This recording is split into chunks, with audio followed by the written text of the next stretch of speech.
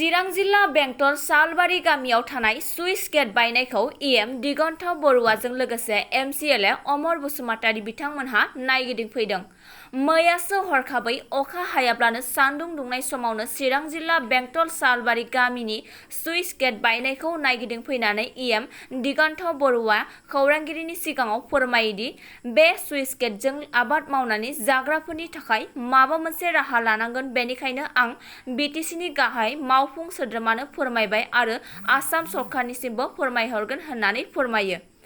बेजों लोगोसे जायगानिनो MCLA अमर बसुमतारिया फोरमायोदि देग्लायनि बोथोराव आबाद मावग्रा बिथांमोना खस्थ' मोनसिगोन, थेवब्लाबो जों नाजानानै बे सुइस गेटखौ बानायफिननो आखायाव लागोन होनना खोथा होलाङो।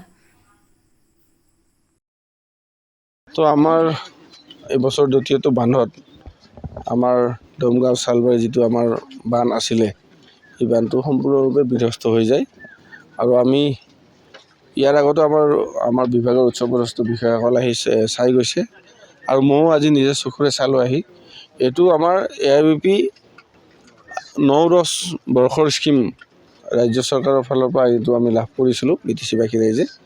তো 9-10 পৰা আজি 2023 হ'ল, ইমান দিনলৈ এইটো সুন্দৰভাৱে ছাৰ্ভিচ দি আছিলে। কিন্তু এই বানপানীত তলৰে ভূমুখ হোৱাৰ কাৰণে বান্ধটো খহি যায়।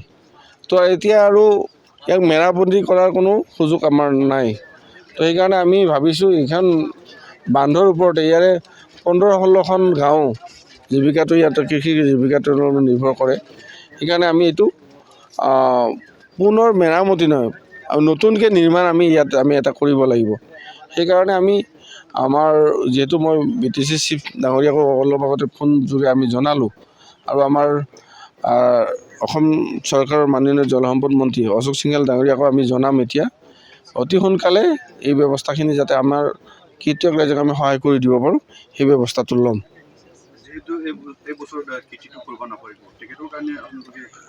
তো আমি এতিয়াই ওচৰে পাজৰে যিখিনি আমাৰ FIS আছে, বান্ধ আছে, তাৰ পৰা যদি আমি লিংক কৰি এই বান্ধৰ কেনেলত ডোংবিলাকত যদি আমি পানী দিব পাৰে, তেতিয়াহ'লে এই মানুহখিনি খেতি কৰাত অলপ হ'লেও সুবিধা হ'ব।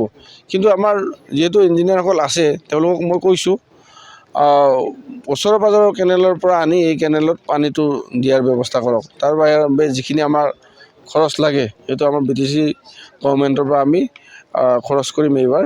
কিন্তু যিহেতু এইটো বান্ধ কিন্তু আমি এতিয়া নিৰ্মাণ কৰাটো সম্ভৱ নহয়, মেৰামতিৰ যোগ্য হৈ থকা নাই, সেইকাৰণে আমি পুনৰ নিৰ্মাণৰ কাৰণে আমি আগবাঢ়িম।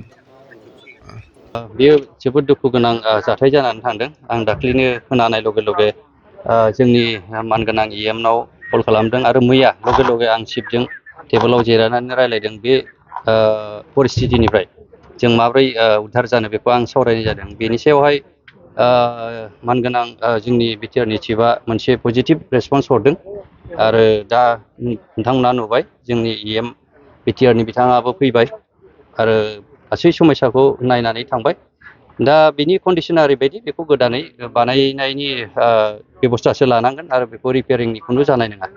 तो बियो जोबोद जोंनि थाखाय, बे ओनसोलनि थाखाय, खेतियकफोरनि थाखाय दुखु गोनां जाथाय होननानै जों बुंनानै लानांसिगोन। आरो देग्लाय बोसोराव बेबायदिनो जोंनि बे ओनसोलनि खेतियकफ्रा खस्थ' मोनसिगोन बेखौ जोङो नुनो मोनबाय आरो बेनि सायाव निस्सय आसा खालामदों फैगोन बोसोराव जेरैबायदि जोंनि दानि इएम बुंलांनाय आरो जोंनि चिफनि जेनाखि आसा, बेखौ जोङो फैगोन बोसोराव गोदानै जोङो सुइस गेटखौ मोनगोन होननानै आसा मिजिंथिदों।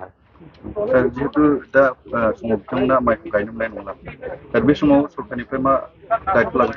बेखौ इमिडियेट इमारजेन्सि दा बुंलांबाय, जेरै कानेक्टिभिटि दस्रा दैनिफ्राय जुदि सुबिदा दङबा बेखौ बानायनो होलांबाय आरो फारसेथिं सानजानिया एसे टेकनिकेल उसुबिदा बांसिन दङ आरो बेखौ थेनानै गोदानै होनो थाखाय हाखाया। अब्लाबो माबोरै सहाय मोनो बा बबेबा खनानिफ्राय दै ओंखारबोनायखौ थेनो हाया, बेखौ इमारजेन्सिखौ मावनो होलांनाय जाबाय। गोजोन्थों।